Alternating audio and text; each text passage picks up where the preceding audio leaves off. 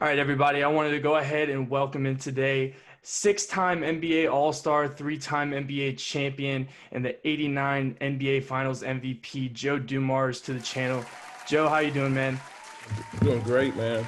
I'm happy to be here with you. Yeah, I'm glad that you can join us today. Hope everything's going well with you. It's been a weird way the world's been going Yeah. over this stuff with the coronavirus. So, in the meantime, whenever basketball was away, we had a little hmm bit of time to think and reflect on some of the past glory years of the NBA hmm with The Last Dance. And it talked about so many different parts of the NBA and its history. And it also really did shine a lot of bad light on the Bad Boys Pistons and all the words that were said hmm between people like Rodman and MJ and Scotty. Do you think that the words that Jordan and all these other Chicago Bulls players said about the Bad Boys Pistons were a bit demoralizing to the crew, or do you think that the words had some weight behind it? Um, actually, when you're on this side of it, you don't look at it in those terms. You look at it in the terms of we were all competing for something. It was intense. It was physical. Um, you were playing at a level um, for supremacy, for best in the league, for best in the world. Um, and when things are like that, Jonathan, it gets heated, and people carry that with them for a long time. At the end of the day, though, um, when you can walk off the court at the end of the season and you're crowned as the best team in the world, and the times that you're talking about, we're back-to-back best teams in the world. Um, you're not really focusing on the chatter around what happened on the court and all the battles and stuff. You really don't think about that. You don't really look at that. And even with the Last Dance, you know, um, it's just chatter. At the end of the day, though, you got those trophies and you got those world championship rings, and that's what you were playing for. He's well deserved, by the way. In the '80s and the '90s, the NBA was a completely different style of play than today. It was a lot more physical. Given the Pistons, they introduced the Jordan rule to the NBA. What do you think about how the game is in today's modern NBA as a less physical game compared to how the Pistons and the Bulls played back in the '80s and the '90s? So I loved it back in the 80s and 90s when we played, and I love watching them now. I really do. I love watching the game now. Um, I always say to people, you don't always have to pick one or the other, um, and I don't. I don't pick one or the other. Uh, so to answer your question, I would just simply say I wouldn't change a thing about when I played in the 80s and 90s. It was awesome. We loved it. It was a ton of fun. Um, we became world champions, Jonathan. We became the best playing that style. But as I watch the NBA today, man, I really enjoy watching the Dame Lillards and Steph and LeBron and all of these guys. I love watching them. This style of play is great for these guys. It's wide open. It's a lot of threes. Um, so it's fun for me to watch as a person just watching it now. I enjoy it. It's a fun game to watch. It's been a lot of fun this season. It's with everything moving over the offseason, like Paul George and Kawhi to the Clippers, AD and LeBron to the Lakers, Zion on the Pelicans. And we're going to go ahead and talk about the NBA today a little bit later on in the interview. But right now, I want to talk to you about one of the most iconic moments or times in your career where you were playing on the Bad Boy Pistons alongside Spider John Sally, Dennis Rodman, Isaiah Thomas, and Bill Laimbeer, just to name a few. So, what personally was your favorite moment playing on the Bad Boy Pistons? So I would say I'm in Los Angeles right now. I live between Los Angeles and Detroit, and I'm in Los Angeles right now. And my favorite moment would be here in Los Angeles. The first year we won it, we had come out here the year before and lost in Game 7 to the Lakers in NBA Finals. Heartbreaking loss by 3 points in Game 7, and then we came back the next year out here and we won it. And even though for me personally, I've had a lot of success before and after that. That really is the pinnacle. That particular night of being a world champion for the first time, um, I just don't think anything else has topped that particular night. And then you speak about Los Angeles and championship glory. I want to present you a question that I don't know if you've been presented before. Whenever a player sticks with an organization for the entirety of his career, like a Kobe Bryant, like you, like Tim Duncan, and they're able to bring a championship to that organization, among players, does that give an extra level of credibility to that player's Hall of Fame resume? Or do they credit that to the front office of that team building a strong core around said player? I think that people appreciate um, when you stay with one team for your entire career. I think people in the industry, whether it be players or coaches, general managers, or whoever, the media that covers you, I think they know how hard that is. It's not easy. Uh, a lot of things have to come together. Besides you just being a great player, that organization has to be stable. They have to respect you for a long time. You have to establish yourself there as one of the pinnacles of that organization, and then to win it in that fashion, people respect it because they just know it's not easy. And if it was, you'd have a lot more people with rings and trophies. And I think people just respect the journey of how tough that is. It was a strong journey and a long road all the way up until you were inducted into the NBA Hall of Fame in 2006 alongside Charles Barkley and Dominique Wilkins, to name a few. What's your favorite memories playing against Barkley and Wilkins? um, I would say Dominique, my probably my rookie year playing against Dominique, just to that point, Jonathan, I'd never seen anyone get that high over the rim. It just was just incredible. The first time I ever saw him, they played us in Detroit one night, and this guy was just amazing athletically what he was doing on the floor, and I was just like, wow, this is a different level. I am not at McNeese State anymore. So, um, and then Barkley, to that point, once again, seeing something that you'd never seen before. How big he was on the court. This guy was, he was 6'6" or whatever, but he was massive. But Jonathan, he's taking it off the rim, off the rebound, and pushing it up full court like a point guard. And so I just think, physically what those guys were able to do on the court, for me, it was impressive. Um, and I always respected what they were able to do when they were on the court, man. Guys were just incredible out on the court. They really were. And you had a Hall of Fame resume that was also tacked on by your successful career as an executive. You were an executive of the year in 2002 to 2003 season, and you also had just started that role on the Detroit Pistons, and you ended up winning an NBA Finals in '04 against the Lakers. To question one of your moves that you've made, one of your most notorious moves as an executive was drafting Darko Milicic over Dwayne Wade, Chris Bosh, and Carmelo Anthony in the draft of '03. What did you see in Darko Milicic going into the draft, and then what do you wish you had done differently now looking back on that move? Yeah. So um, at the time, I had an all-star backcourt in Chauncey Billups and Rip Hamilton.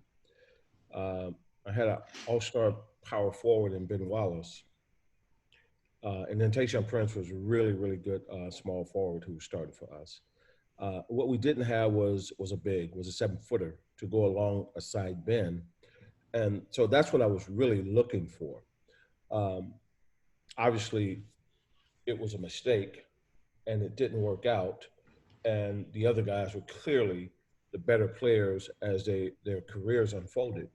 And what happens in those situations is that um, as much as you can accomplish, and we did a lot from the early 2000s to I don't know 2010, 12, whatever. Uh, but you're never going to get it right every time. You're going to make mistakes along the way. And so when anyone ever has asked me over the years about um, drafting and specifically drafting Darko, my simple answer, Jonathan, is I missed that one. It was a mistake. Uh, we missed it. Um, and that's the way it goes. Like so, you're not gonna you're not gonna get all of them right, and that's one that I got wrong. Um, and I never tried to like avoid it or put it on someone else or give an excuse for it. It was a mistake. We missed it. Um, didn't stop us from winning the championship. Didn't stop us from being two-time, 2 years in a row in the finals. But it's the question that gets asked, and that's just human nature. You know, you can accomplish 10,000 things, but that one mistake is the one that people will want to talk about. So in that scenario, I simply say, "Yep, it was." I raise my hand and go, "Yep, it was my mistake. I missed that one." Made the mistake, but you still ended up winning a championship in the year prior. And that team was built off of defense. Wallace was a defensive juggernaut, just like you were back in your day with your 4 first-team all defensive selections and your 1 second-team selection. Who do you enjoy watching in today's game that kind of mirrors your same play style or has those same defensive tendencies? I don't look at it like that because I don't even have that kind of ego to look at a guy who reminds me of me or whatever. I just watch players who I like playing. There are different players I like, Jonathan, that and I like them for different reasons. So I really enjoy a guy like a guy like Kawhi Leonard. Plays both ends of the Great court, choice. scores, can defend. He does everything, pass the ball. I really like him. I like Steph, not just because he's a great shooter, and he is. He's incredible shooter. But what I like about Steph is that I've never seen him step on the court and not try to be great. And that's you can't say that about everybody. Some guys you see them kind of take a night off or they go on half speed. Never see that with Steph. He's trying to be great every night, and I really really appreciate a guy like him. Of course, I love LeBron's ability to just to be a dominant player for 17 years. It's not hard. That's not easy to do. That's hard to do, and so you have to respect that. So there are different guys I like for different reasons. I love watching Durant when he's healthy. He's one of the top 5 scorers I've ever seen in my life, and just in how he comes out and can put up 30 with ease. So um, different guys, Jonathan, for different reasons. Um, but yeah, I like a bunch of different guys. That's why I told you before. I enjoy watching today's game because I sit there and I just watch and I watch what guys are doing and I can appreciate a bunch of different guys and how they play. Well, it seems like you do watch a good bit of basketball, and we've just been getting a little bit of a taste of NBA basketball back with all these scrimmages in the Orlando bubble. What is your take on the entire bubble process, and what do you think the players have to go through? You are an executive now on the Kings as a special advisor, so how do you think that your team is going to be going forward through the NBA bubble into the next season on top of this wild atmosphere that they have to kind of go and get adjusted to along the way? So I think that the NBA's put a lot of effort, time, resources, money, thought into the bubble to try to make it as safe as possible. Um, I, so far, it seems like it's working exactly how the league envisioned it working, and so I hope it continues like that because it'd be great if it can continue like that and not have any breakdowns. We've had a few guys, kind of break protocol along the way, but it didn't seem to have like disrupted anything. Um, so it seems like it's working well, Jonathan, and I think that if it can continue to work well, man, I think it'll be great for not only the players but for people to be able to watch something live on TV, something new, because this shutdown has been mentally tough for a lot of people, man. Just getting through the daily grind. So if these guys can continue to stay healthy, and everybody down, coaches and everybody else stay healthy, um, I think it can be a great thing. Last question before we go ahead and let you go. NBA Twitter is a different environment, and this week they had a lot of talk with the Detroit Pistons fan base over the alternative jerseys all having the Jumpman logo on them for this year, and a lot of Pistons fans weren't happy. I know that you are on good terms with Michael Jordan, given that you shook his hand when the rest of the team walked off at the end of the finals. And then on top of that, what do you think these all the fans, their reactions are justified, or do you think they're overreacting a little bit to just the logo being on the jerseys? I think, look, all of my friends will, they would say to you, Jonathan, I can tell you how he's going to answer that. Jonathan, you and I can look at something, look at the same thing. You have one opinion about it, I have another. Who's right? Who's wrong? Nobody. You know what I'm saying? Nobody. You know what I mean? So for whoever's upset about it, man, I feel you. I feel you. I like that, and that's all I can say, bro. I feel you. Do you feel the same way, Joe? No, I really don't. I'm not tripping on any of this, man. Like I'm good. Like whatever, man. So I'm not caught up in the logo, the jersey. I saw that though, and I saw some of the Piston fans comments and stuff, and I was like, yeah, I figured it would be that way. But for me personally, it's not even about my relationship with Mike. It's just like I don't know. I just don't get caught up in that kind of stuff, like where it's going to make me feel some kind of way. But anybody that does, Jonathan, man, I'm like, I feel you, bro. I'm good. Well, it's been great talking to you, man. Yeah. Okay. McNeese State alum. Yeah. Okay. On top of that, is there anything you want to say to all the viewers, or say anything about your foundations or businesses before we end up signing off? No, I'm good on that end, and I wish you luck, man. I appreciate it. With your career going forward, man. I hope everything continues to go well for you. Are you actually in New Orleans right now? No, I'm from New Orleans, but I'm actually I live out in Lafayette and go to school at Okay. University of Louisiana at Lafayette. Okay, yeah, I got Yeah. friends all up and down I-10 there, from Opelousas to Church Point to Karen Crow to everywhere along. Yeah, everybody knows everybody out here. Yeah, everybody knows everybody. So I got nothing but love for Louisiana and all my folks down there. So I wish you well, man. I want you to do. I appreciate it, man.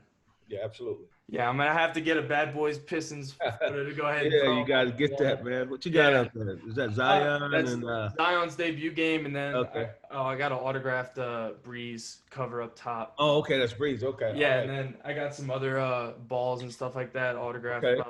Favre. So you got the WWE belt down there? I'm a big WWE guy. I don't really talk about it too much. I might want to get a new series on the channel soon talking about it. Okay. But, hey, I like a lot of things: music, football, basketball, baseball, wrestling. There you go. I love that. I love that. Any guys you think should be on the show soon? Oh man, absolutely, man. I do think there's some guys. I'll think about it. I'll hit you up with a text or email and give you some ideas, some people. All right, perfect. Yeah. Okay. All right, Jonathan. All right. Well, I appreciate you, man. All right, man. Be good.